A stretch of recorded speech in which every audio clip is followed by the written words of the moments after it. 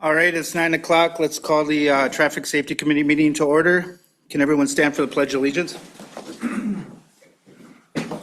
I pledge allegiance to the flag of the United States of America and to the republic for which it stands, one nation, under God, indivisible, with liberty and justice for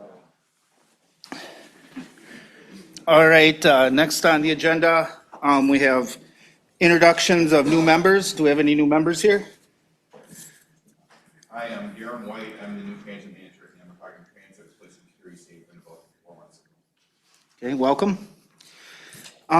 Next on the agenda, we do have public comment. If anybody would like to speak in public comment. Hi, thank you all of you for being here at this important meeting. My name is Louise Ladenthan. I live at 7442W State Highway 70 in the township of Ojibwa.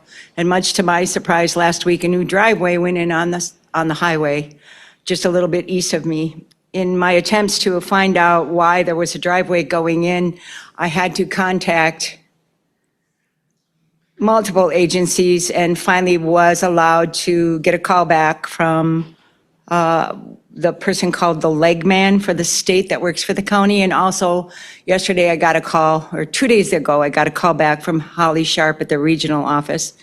None of my questions have been answered, and my huge concern is safety. I was born and raised immediately to the east of where I live now, in the same area, on the same highway. There have been multiple fatalities over the years. I guess that's not important if you stretch it out over 50, 60, 70 years, but there was one last year in the same place this driveway went in. So I don't understand how driveways can go in on state highways with no notification of the neighbors, no safety concerns. It's on a double yellow line. There is no building permit. There is no reason for a driveway to go in. There's one 500 feet to the east of it. The permit has mistakes on it. And so that's why I'm here. I didn't know where else to go with my safety concerns. I don't expect answers today, but I do want you all to be made aware of the fact that I am concerned, and I hope nothing bad happens there now or in the future, even if it's 50 years from now. Living on a state highway where I live, I'm well aware that traffic speed limit is 55 and most people will push it to 65. I live on the north side of the highway, so if I want to come out of my driveway and turn left, I'm on a downgrade on a large hill at the top of the hill. Even the school bus system had to put signs up when I had children in my family because there was no clearance even for the bus coming from the west to the east. So I know not to pull out of my driveway if there's any traffic that I can see at all to the east. I can't see to the west, but if I'm going to the east and someone's coming over that hill, I have to leave a lot of room for them to get around me, or there's going to be trouble. I know that. People that don't live there use our driveways for turnarounds because they miss places, they don't know where they're going, their GPSs are wrong, and that's what happened last year when there was a fatality just east of my facility. There was a turnaround, and in the turnaround driver struck a motorcyclist and killed him. And I don't want that to happen, and that's only one fatality. I could name you a half a dozen. So that's the concern. State highways shouldn't have driveways on them unless there's a home going in. Access to property is for why? You want to walk in there and look at your property? You can park in my driveway and walk to your property. I don't have any problem with that. Also, there's a Tuscobia Trail immediately involved in this property. So when there's a trail and a highway and an access point, if you go just a little bit further, like you go over to Radisson and you see all those homes between the trail and the river, they access their homes across the trail, the Tuscobia Trail. Why isn't this property owner asked to access his property, if indeed that's what he or she wants to do, by accessing the trail? Because there are lots of accesses to the trail, including one within 600 feet of this driveway, on the same side of the road.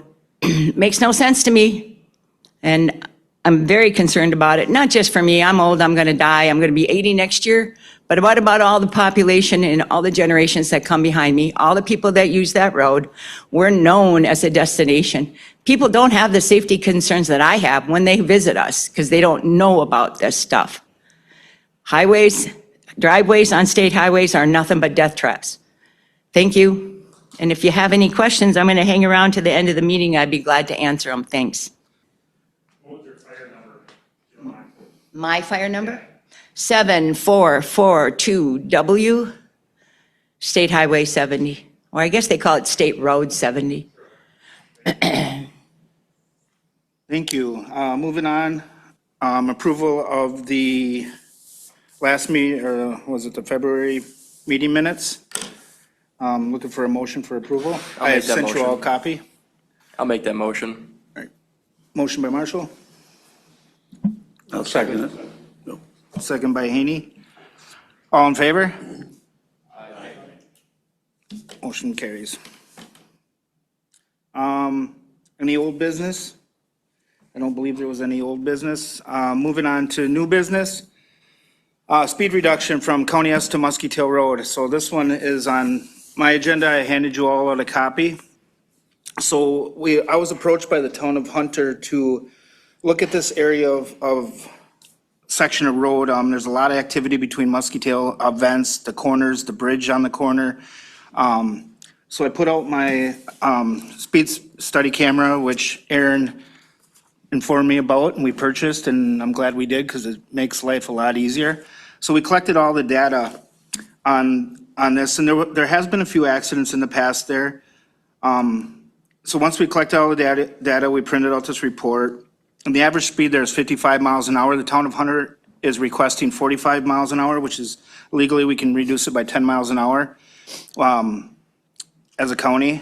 So after we did this, we collected all the data and found out that in the 85th percentile, the average speed was 42 miles an hour, would justify to lowering the speed limit 10 miles an hour in this section. The 85th percentile is where most drivers feel comfortable driving there. So I would make a recommendation that we lower the speed limit in this section from 55 to 45. So if I could get a motion to approve. I'll make that motion. Motion by Mr.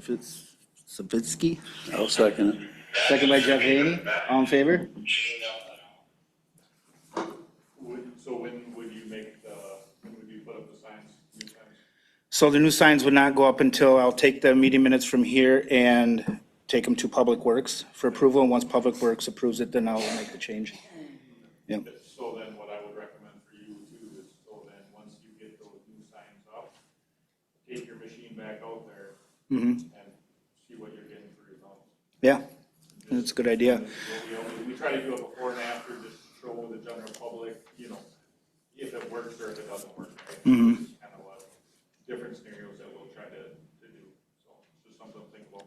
No, that's definitely a good idea. It takes us 5 minutes to put that camera up and we don't worry about it for the next 7 days or so, so. Yeah, real simple. All right, moving on. Dan?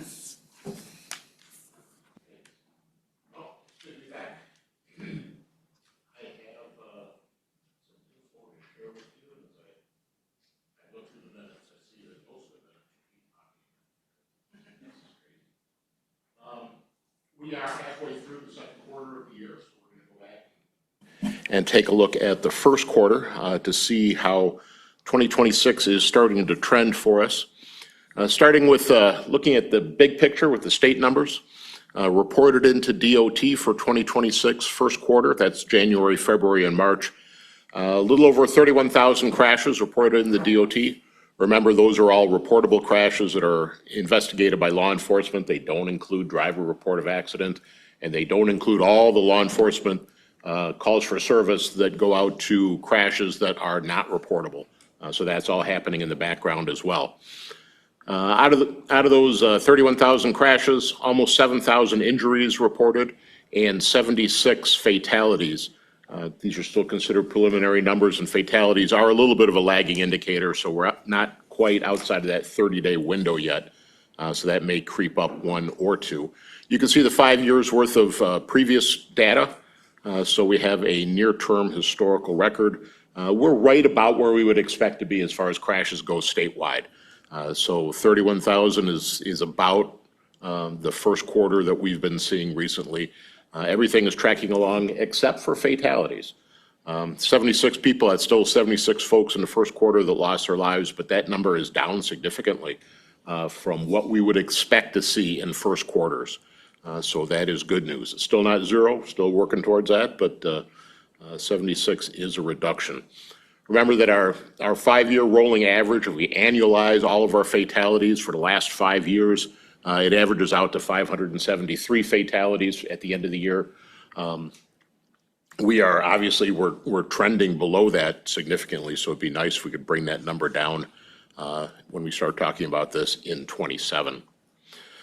So overall, right about statistically where we would expect to be for the number of crashes and injuries, those fatalities down almost 25%, which is a significant drop.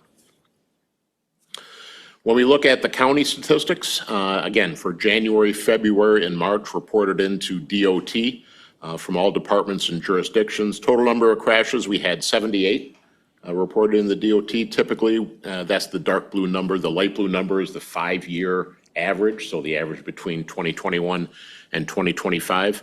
So it's a 10% bump in the number of crashes for first quarter. And then you can see the injuries below that as they're laid out. So as the number of crashes go up a little bit, you're going to expect to see injuries go up in each one of those categories. The nice one is the fatalities down at the bottom. And for us, we typically don't see first quarter fatalities in the county. So still, it's nice to get that nice zero in there.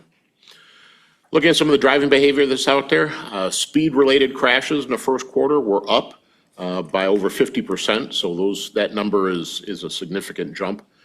The other jump that we see, and we're kind of scratching our heads a little bit to figure this out, is that statewide, 65 and older drivers have been involved in more crashes, not only in the last half of last year, but the first quarter of this year across the state. Not a huge jump for us with 18 of those crashes, and understanding that the caveat is those drivers weren't necessarily responsible for the crash, they were just involved in the crash. Not sure why those are up. We're certainly going to be taking a look at that once we get a little bit more data that's in there. Everything else pretty much where we would expect those to be. Taking a look at some of the other roadway users, the non-Class D vehicles, so something other than automobiles and light trucks. No pedestrians, motorcyclists, or bicyclists involved in any traffic collisions in the first quarter. Weather is getting nicer, and we would certainly expect, just statistically, that those numbers will go up a little bit. We did have 3 commercial motor vehicles that were involved in crashes. Other than that, we did have one UTV crash on a highway with a motor vehicle that happened in the first quarter in the county. This, again, does not include, this is only DOT reported crashes, so it's got to involve a motor vehicle and a public highway. Does not include the DNR crashes on a trail or just a single unit on a route, those kind of things. Finally, take a look at some of the other crash flags. The most predominant one for us was the single unit lane departure crash. That's pretty typical for us. We would expect to see that. Winter roads definitely had their toll in the first quarter. We had some of those storms that came through. Doesn't necessarily mean the crash was because of a winter road, but that's just the roadway conditions that motorists were facing this year. So first quarter, those conditions were up about 30% from what we typically see. Fatalities, going back to talk about that, year to date, we've had none. We typically will have 4 in the year, so a 0 would bring that number down very nicely. We did have 4 serious crashes in the county, and by serious, I mean level A, highest level injury crashes, so there were some of those. You're going to have some, but none of those turned into fatalities. The difference between a fatality and a serious injury can just be a matter of seconds or inches, so trying to reduce those will also help as well to save lives.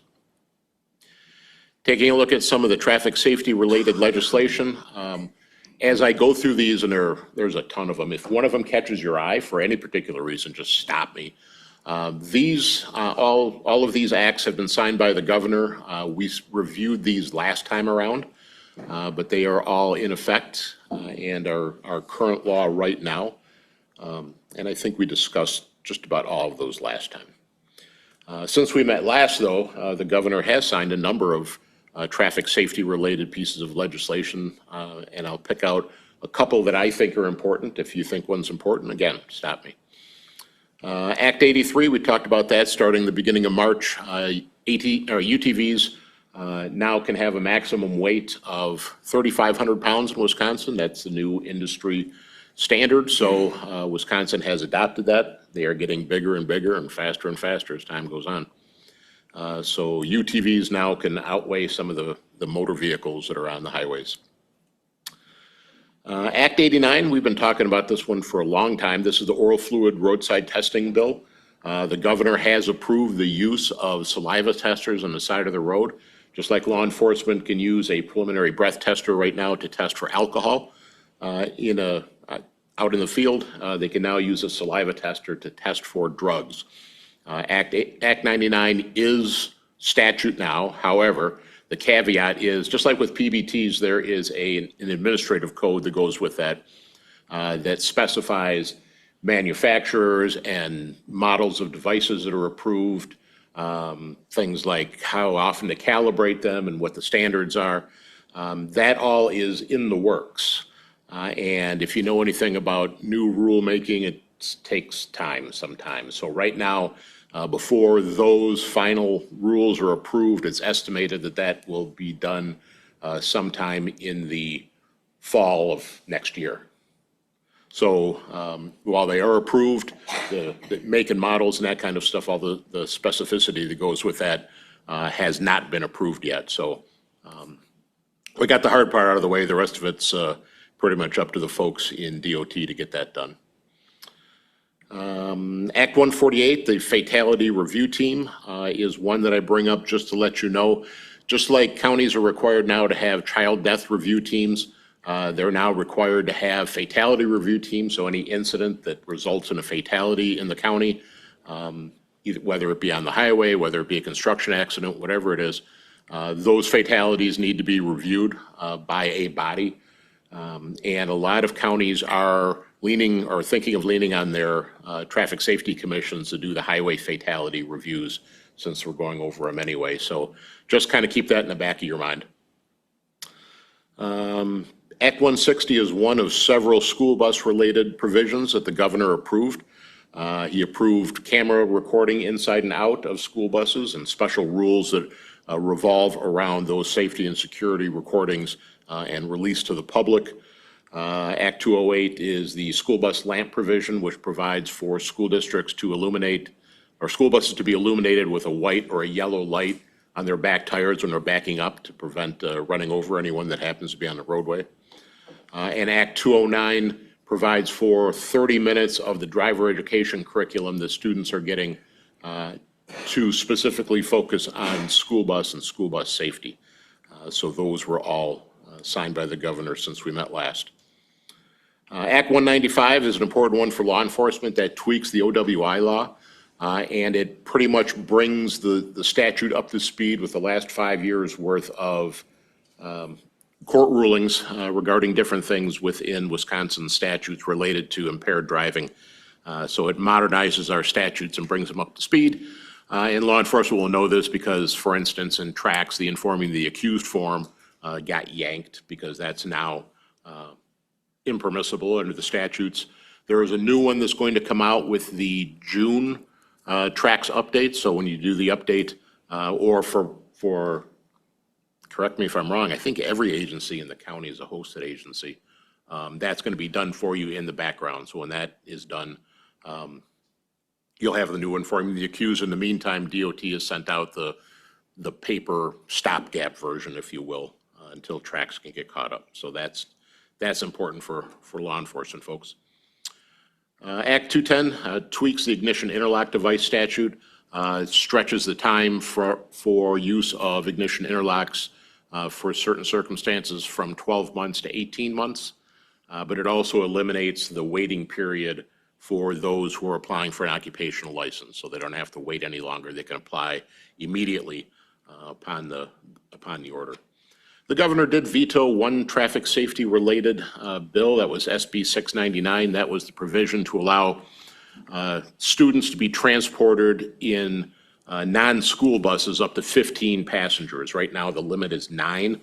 The proposal was to make it 15 so they could use conveyances like a 16-passenger bus. In the governor's veto message, he thought that the benefit did not outweigh the risk to putting extra students in those vehicles, so he vetoed that proposal in its entirety. We still have a lot of bills that are in the system, if you will, but understanding the way it works in the legislature, we are approaching the second half of the second year of the biennium. A lot of these are going to go nowhere, just frankly, because the priorities of the legislature now have shifted to other things. There will still be a couple of them that may make it through, and to the governor's desk, we'll be watching that, obviously. But most of these are going to go into the recycle bin, and then we'll start again come spring of 2027. So we'll certainly watch a couple of them. We've talked about just about all of these. None of these are new in the first couple of slides. There have been a couple that have been introduced just in the hopes that they may be able to make it through.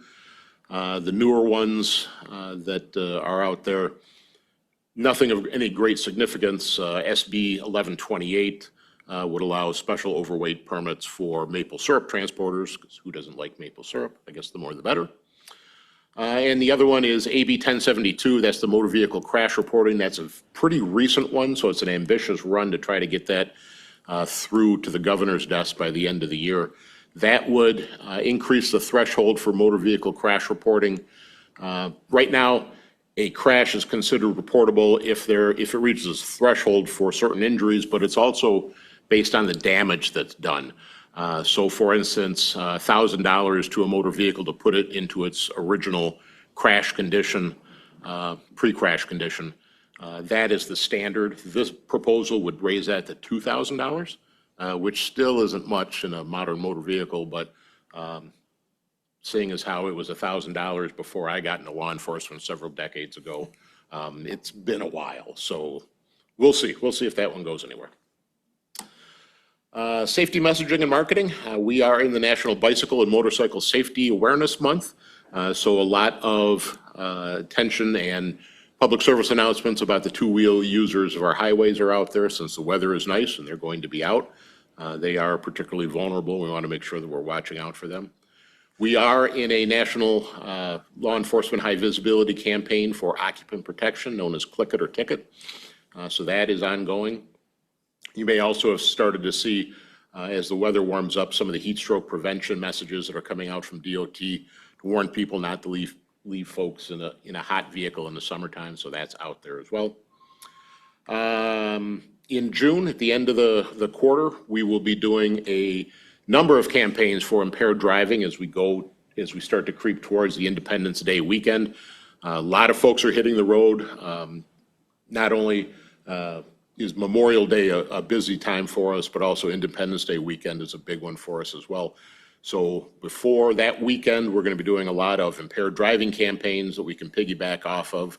And then right after Independence Day, as we start the third quarter, we'll be switching gears from impaired driving to speed.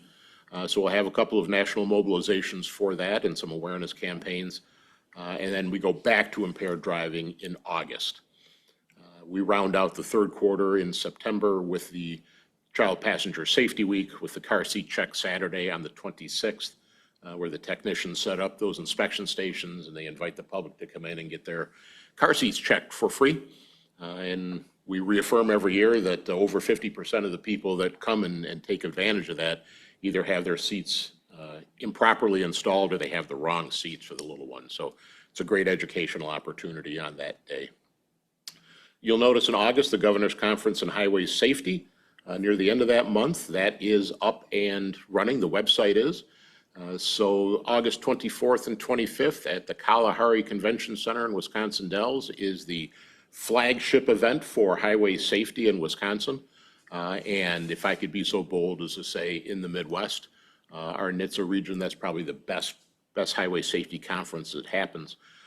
We've got a 90% solution as far as the agenda goes. Some of the names or some of the speakers may change, but it's pretty much there. You can go and take a look at that. A lot of good stuff that we do every year.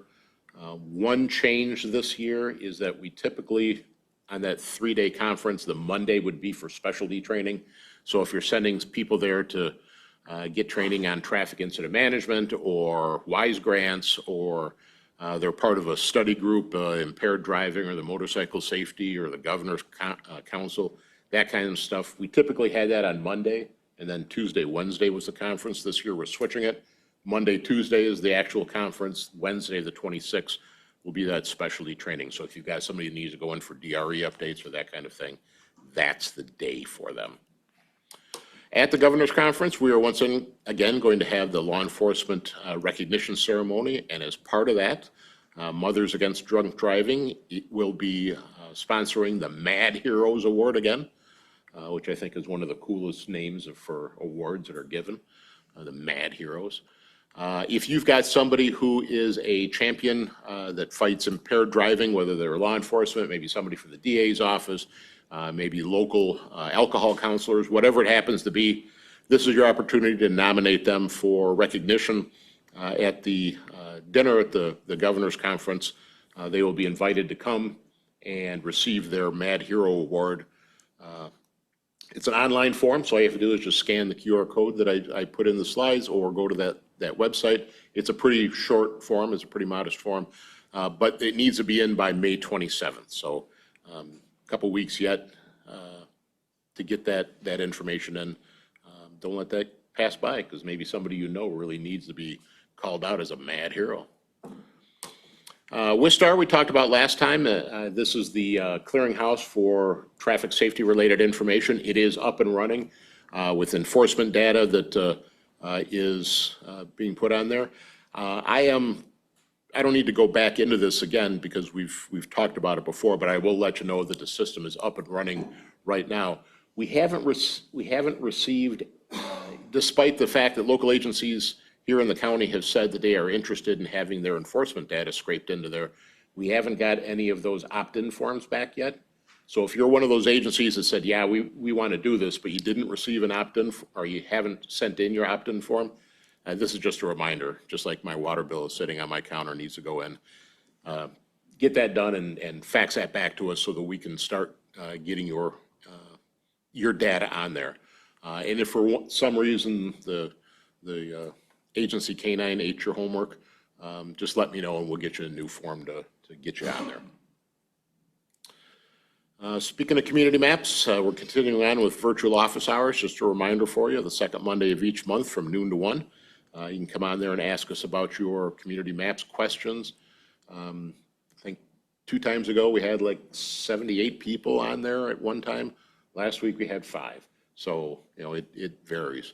One of the things we are getting regarding community maps is a lot of requests for just an hour online or 45 minutes or something for someone to get on and maybe teach somebody new about community maps or introduce folks into it, or if they're a basic user, to get them into the advanced and show them things like predictive analytics and whatnot.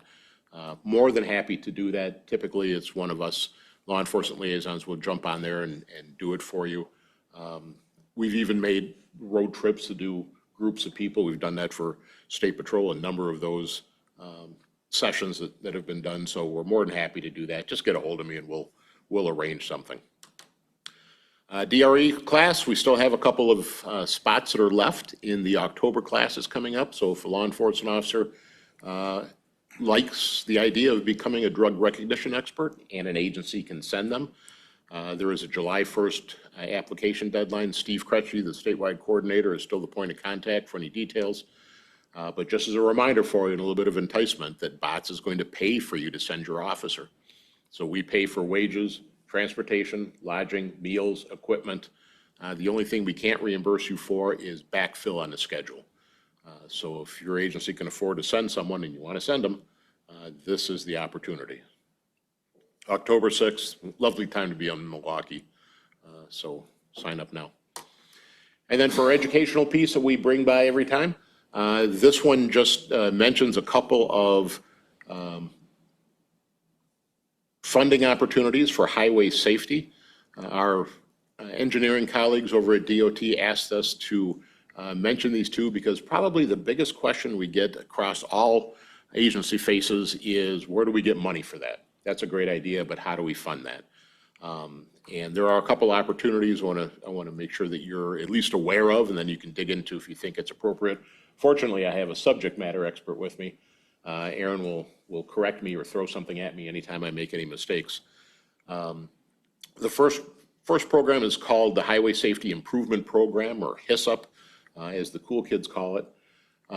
You may have heard of this before. This is a federally funded program that's passed through the state, where highway safety projects can be funded up to 90% of their cost. There's a 10% local match.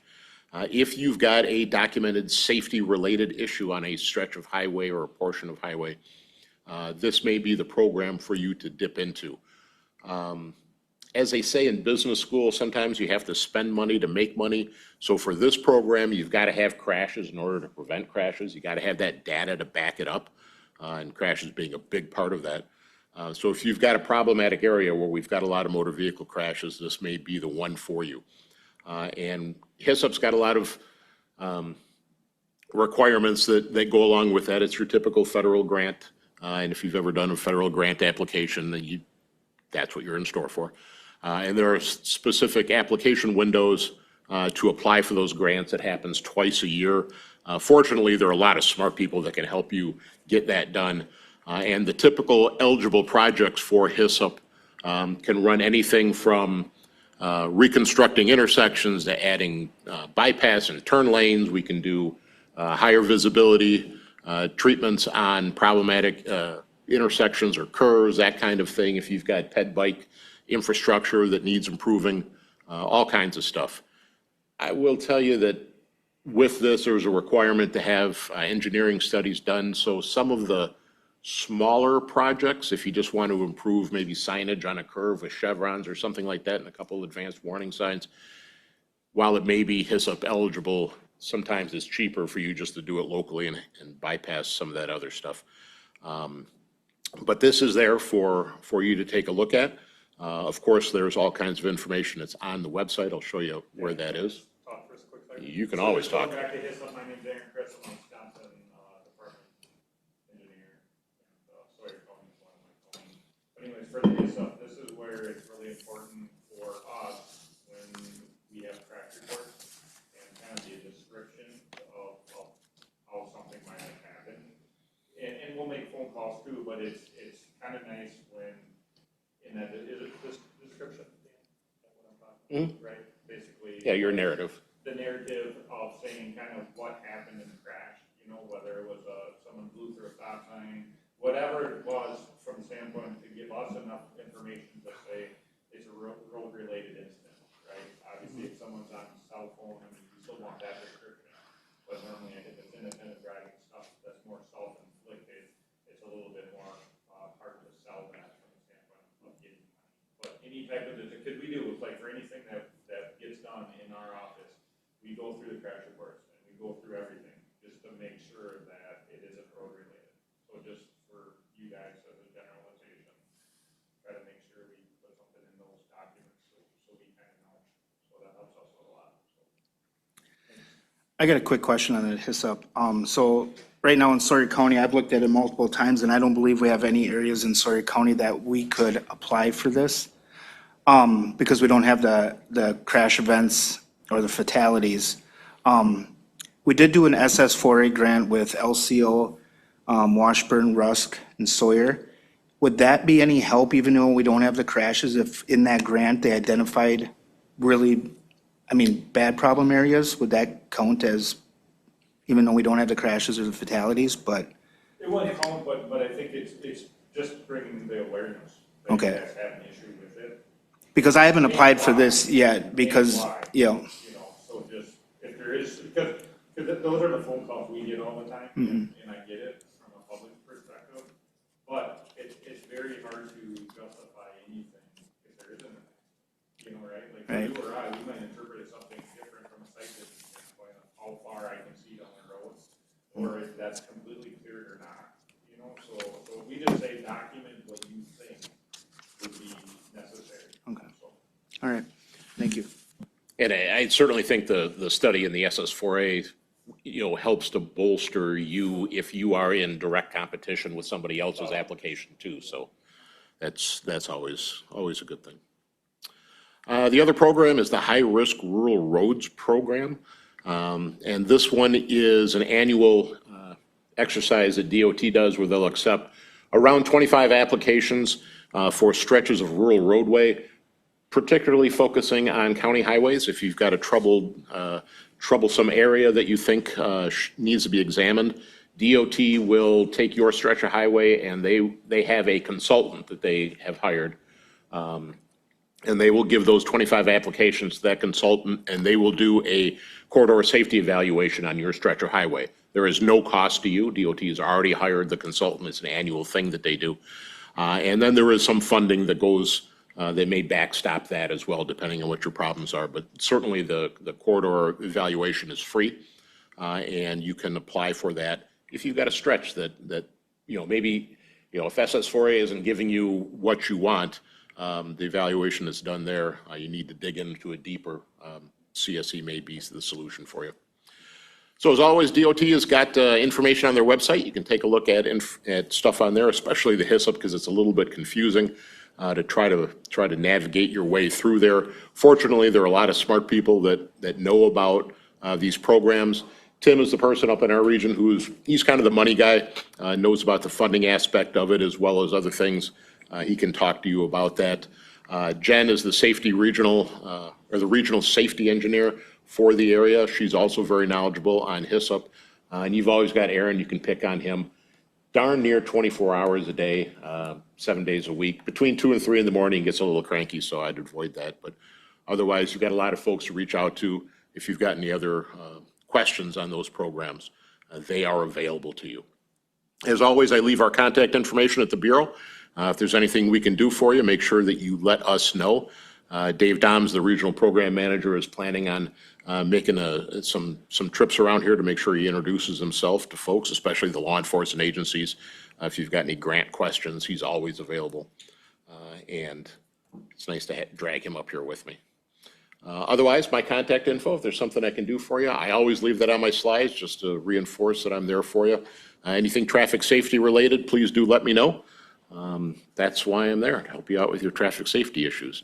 I'm not very smart, but I know a lot of smart people that I can reach out to, so. All right, thank Pending any you. questions, sir? That's what I've got for you this time.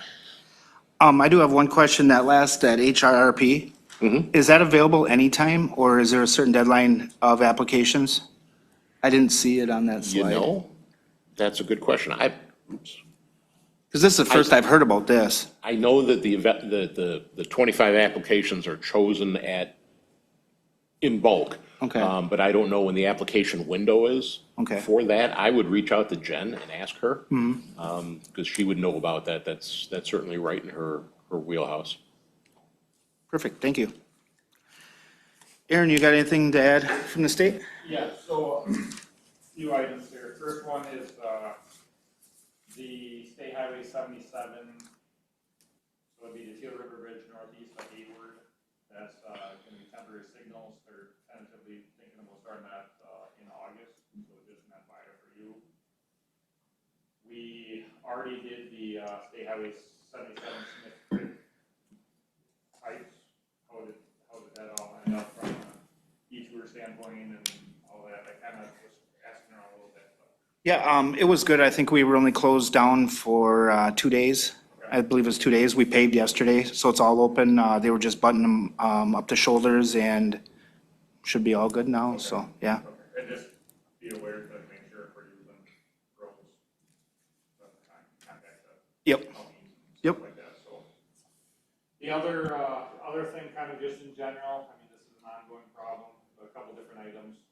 The other one is we did have 2 work zone flaggers get hit last week, not in our region, but pretty serious, and one was fairly low speed.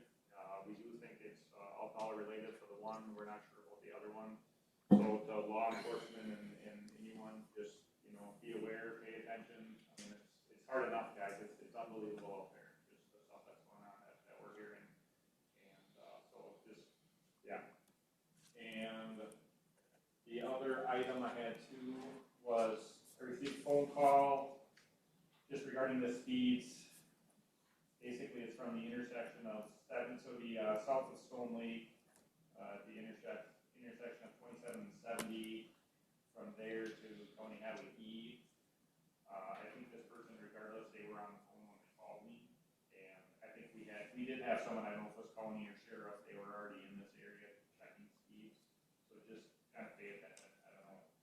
It's just one of those things where we're in the phone call saying, hey, I know you guys are doing your job, I'm just preaching the message, so. That was actually on my agenda to talk to you about, because I've been, now that fishing season's here and spring's here and everybody's got their docks in, people are starting to call and complaining again about the speeds through there, you know, because everybody's walking across, you know, and it's 55. So that's, yeah, Okay. I just want to bring that to your attention again. Yep. Nope, that sounds good, and, oh yeah, the last thing is, this is kind of everywhere too, just something to think about kind of from a county perspective, no different than the state level, but, just, inattentive driving, kind of blowing through stop signs, that's kind of becoming an issue again with some of the accidents that we're seeing. So the phone calls that we're getting is can we put a blinking light, can we do something on the stop signs? Okay, and that's fairly difficult to do, just from the standpoint of, we don't necessarily think it works as well as what people think it's gonna work. And I'm talking just, normally we would be doing it on an interchange, or on a intersection with a state highway, you know, but it's brought up from a county perspective that they would wanna do it, but it's a cost, okay? One thing, what we're telling everyone is that we're kind of going back to the rumble strips, the array of rumble strips, so when you're coming up to an intersection, you got 3 of them. Well, the pushback from years ago, when we were putting them in, was the property owners that live on that stretch of roadway, just that noise. So just something to think about, like, this is what I tell everyone, right? So you can go and you can ask them, right? And you know darn well the answer that the person who lives on that is gonna say no, right, because of the noise. But I tell these people, I said, you know, how many people are actually driving through that intersection? How many people are you affecting compared to how many people actually live on that roadway? And again, I'm not saying it's right or wrong, I'm just saying we gotta do something. So just another tool in the toolbox is we can go back and we can put in these rumble strips.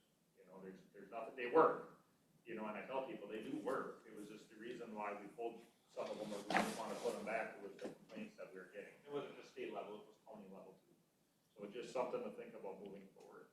So any questions for me from a WisDOT standpoint, construction wise, or, I mean, how's your stuff going? That was kind of what I was gonna. It's going good. We're still, there were some issues with some of our concrete curb that put them behind a little bit, but I'm still hoping for Muskie Fest, so, before Muskie Fest. They're planning on, so the 2-lane on 63 there was at Davis Avenue. That was for some water sewer connections. And then we've got another one that's going to be at Bay Avenue, or at Beale, at Beale, starting after Memorial Day. So hopefully that'll go quickly, but I mean, he's going to be a couple days out there digging, and then, you know, get it reshaped, re-poured, then it's got to sit for 5 days before we can get our brake strength. So it's probably going to be a couple weeks worth of that. But Road Street in itself, we're hoping to be done by Muskie Fest. So that's mid-June. So that's all I got for me then, so thanks. All right, thanks, Aaron. I do have a few things for you, just because we've been getting a lot of calls, so quite a few things, actually. Hopefully you can answer them. Been getting calls on, is there any movement on the crossing at 63 and Main Street in Hayward? People still been, you know, we talked about signs, we put estimates together. Yeah. Have we heard anything on that? No, well, there's been a bunch of talk about a bunch of different things. We removed the fountain that was there. So, right now it's gonna be more, you know, I don't know, it'll be more wide open. Is that gonna be worse or better, for traffic flow and stuff? We are planning on putting some parking on each side of Main Street, that section between, you know, we'll see how all that all works out. There's some other stuff going on too, but nothing, everything's just getting talked about.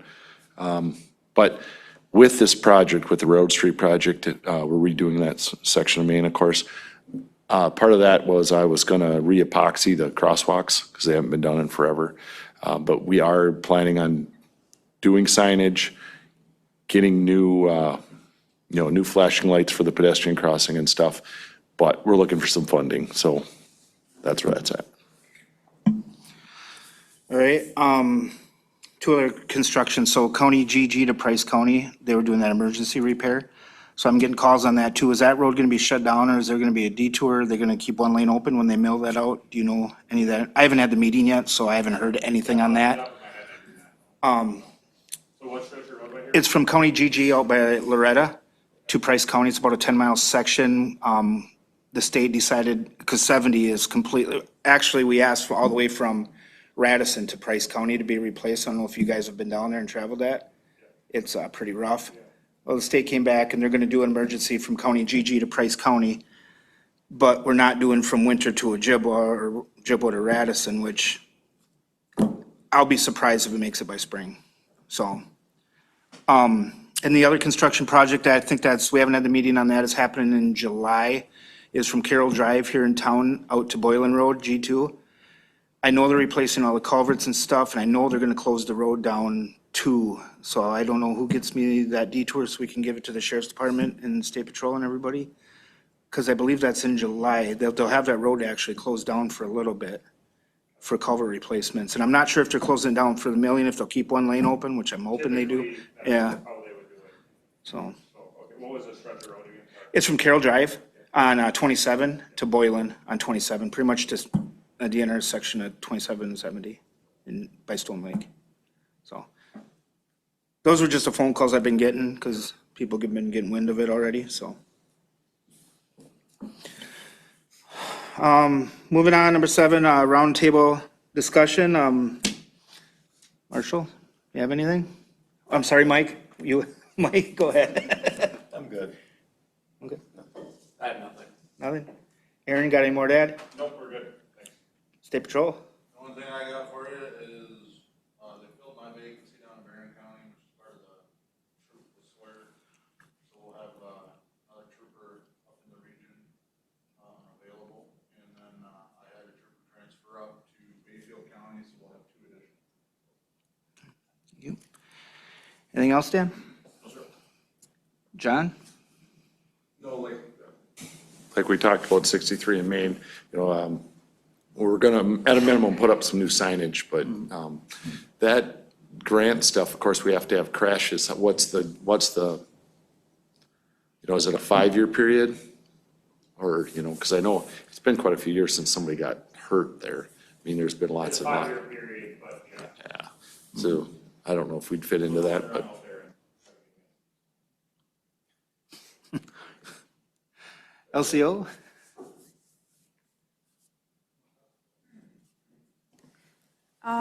So we're gonna apply for the traffic grant again this year. We didn't get it, we didn't apply last year because we didn't have a lot of officers, but now that we're back to full staff, we have more people who are willing to work the traffic grant. And then I'm still getting complaints about the people running through the stop signs in New Post, the 3-way. So when you said the rumble strips, maybe that's something that we should. This is on County CC. We put a 3-way stop in. We did propose rumble strips at the time we want to do that, and LCO did not want them because of the noise of the Okay. people that live there. So that was part of my proposal. We were going to cut in rumble strips too, and they didn't want them. And something to think about too, right, is obviously you can cut them in asphalt, okay, and that works, don't get me wrong, but if you do any other maintenance to that roadway in the near future or whatever, then they will be covered out and then you'll have to put them in, the really old way that we did them, we had concrete, which, so it's just something to think about cost, obviously, all that, so. Okay, Yeah. so, I mean, I guess. I did try it down there. We patrol up there and stop people, but, so it's, Well, do you notice, like, so for something like this, are you getting phone calls on it? Saying people are just going through, say, a stop sign?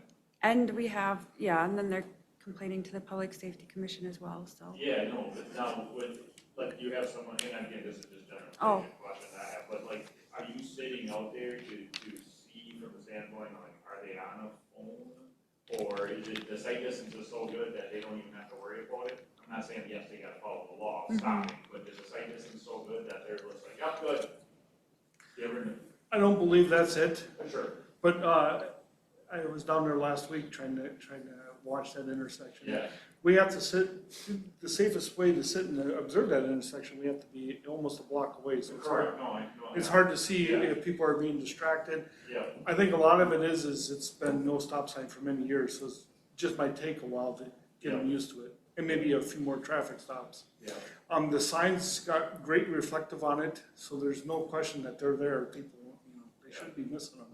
and are they at 24 or 36, like what size, I mean, you know, are they at 36 inch? I don't think they are. Just I something don't- to think about, again, I'm not saying like, everyone, we gotta have signs, I understand, but like, everyone thinks signs solve everything and they don't. No. But that's one of the things too, right, like we looked at before where, you know, if you have stop head signs, you have two of them, you know, on both sides of the road, like if you do have a problem, and I'm not saying we should go about this route, because I still think what crumble strips is the way to go, but in my mind, like, you know, when you come up to an intersection at your approaching, you'll do like double up the stop head signs, and then possibly, depending on the circumstance, you would have two stop signs, you know, again, not saying that this is a situation for that, but I mean, these are different options that we kind of talked about with people.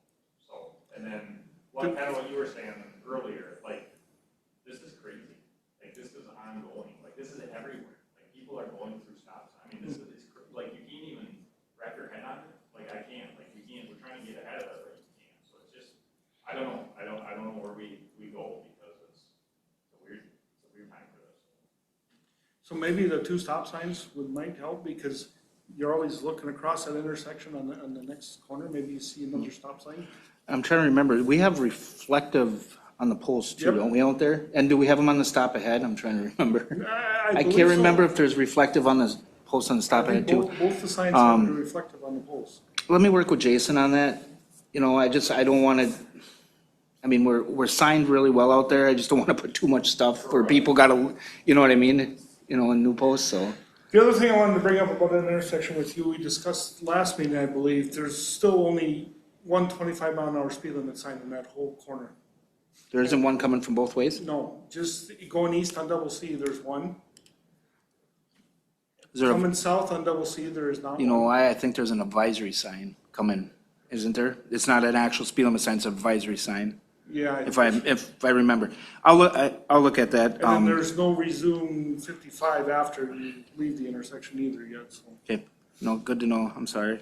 I'll get that taken care of. And then, perfect. Thank you. Chief, if I could go back just to talk about your grants for a minute. Just to let you know, and all the LEAs, that the targeting list is going to be finalized by Friday. So within the next couple of weeks after that, after it gets final approval, we should start getting notifications about who can apply for them. And then I will just always leave my caveat that just because you may or may not get targeted for a specific grant doesn't mean you can't ask for it, because there's always some turnback money every year. So we want to make sure that that gets used up, because agencies don't necessarily use their whole grant. So that is coming very soon. Another question for you, Dan, is that Wistar, we never got an opt-in form on that. So that's why we didn't. Well, you're talking to the right guy to get that fixed. That's why, I remember last meeting I asked you to put on that, but yeah, we never got it. You got put on the list, and they should have emailed you. Who knows what happens? Maybe I'll give you my email address too, because we've had a change in administration, so we have different email addresses and stuff That very well may for be. us. I'll give you my email address when we're done here. Perfect, Chief, thank you. Namco Transit, we worked with Jason Weaver. He did apply for a grant, to install 6 bus stops, actual shelters. I don't know if it's been brought up to the committee before yet. I don't know if it's gonna be 2026 or 2027. He sat with me on discussions of, he didn't want just all in LCO tribal land. He recommended getting some in LCO as well as Sawyer County. I gave him 6 suggestions. One is primarily here in Sawyer County, a couple, and then some out in LCO. He loved the ideas. He did talk to Public Works about these installations. And it's going to be more of a shelter with cover and, wind. It's not just going to be a simple bench. So I think it's going to be a good benefit for our transit. Jeff? You get many complaints down by Signer and the curb there? No, actually, no. Because I, Of speed or just the road condition? well, when you pull out of Signer, if you want to go east, you keep that big curb there. I got a friend that was there, so I spent a lot of time down there. And when you pull out off of Signer Street onto 27, there's that big curb there, and if people are coming from the north. Next thing you know, you got somebody right on top of you. Plus, there's a lot of kids that cross because they go back and forth to the river there. So I was just wondering if you had any complaints, maybe, slow down or maybe even put signs up for. I haven't, I guess that's one thing I could work with Howard. There are advisory signs going through that intersection with pedestrian signs. There Is is? in Signer? I looked on the way here, I didn't notice them, so. Yeah, we can definitely look at that. I'll have, next time I see Howard in the office, I'll send him down there and he can work, we can talk about it. It's the same thing at like Sand Lake too, Through Sand Lake, that's not the actual 45, that's suggested through there, right? it's suggested it's actually 55 through there. Yeah, and it's every year when this time of year when the fishing season opens and the docks go in and everybody's, so. Chief? So with some of these,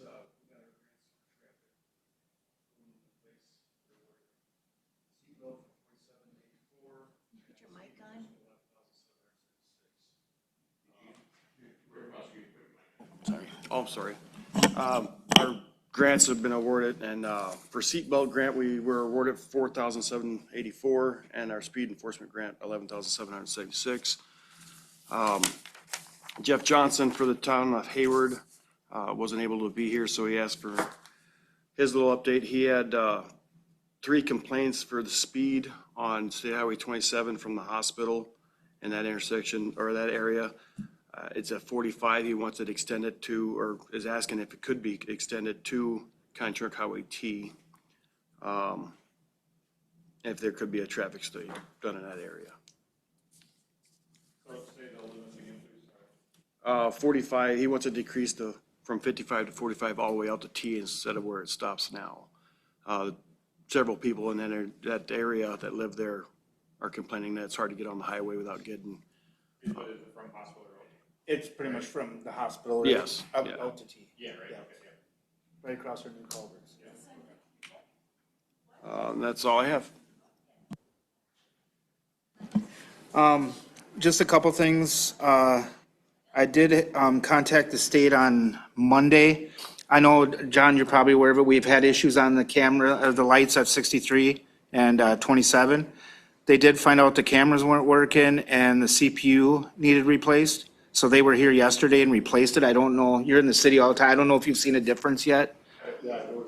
Oh, have you? Because I know the left turn arrow was like you get maybe one car through there and then you can't go again. And then it's been a mess. So I hope so. I didn't get your message, but our electrician knew about it ahead of time, so he was on his way, so I didn't call him back. That was my message. Oh, you left one too? Yeah. Oh, did you leave one too? Oh, you did? I called you Monday because I didn't know who to call. Yeah. And I got nothing else going on. So we're good. I was wondering why you didn't call me back because he said you were available till 2 a.m.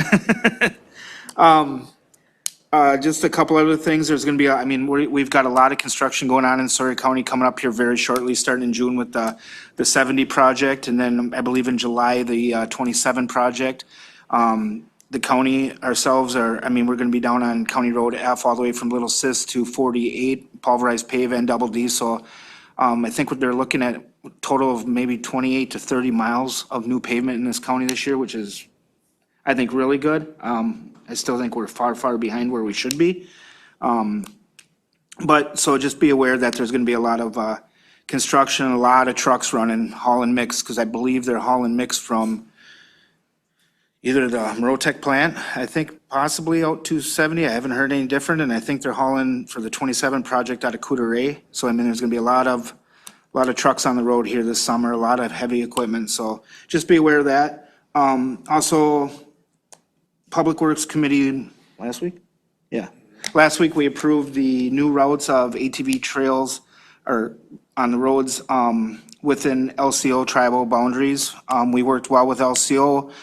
We all decided that we're going to open up CC from New Post all the way to 6 Mile. And then CC going south from 6 Mile down to Coudray. And then that section on H that's closed from CC to the reservation boundary, that'll all be open. And then all the double N from B to N, including that 6 Mile. So that was approved. We worked with an ad hoc committee with LCO. They approved that. We brought it to Public Works. It was approved. It's on the agenda tomorrow night at County Board for approval. Just to be everyone aware that ATVs, I'm guessing this weekend, they'll probably be running that pretty heavy, so. New routes, new places to visit, so just be careful, and I'm sure there's gonna be a lot of extra traffic now, so. That's all I got. Anybody got anything else? All right, moving on, confirmed date for the next quarterly meeting, August 19th. Does anybody have any issues or concerns with that date at 9 o'clock? Works with everybody? Okay. And I guess I would look for a motion to adjourn if anybody does have anything else. So moved. All right, all in favor? Thank you. Have a good day. Be safe.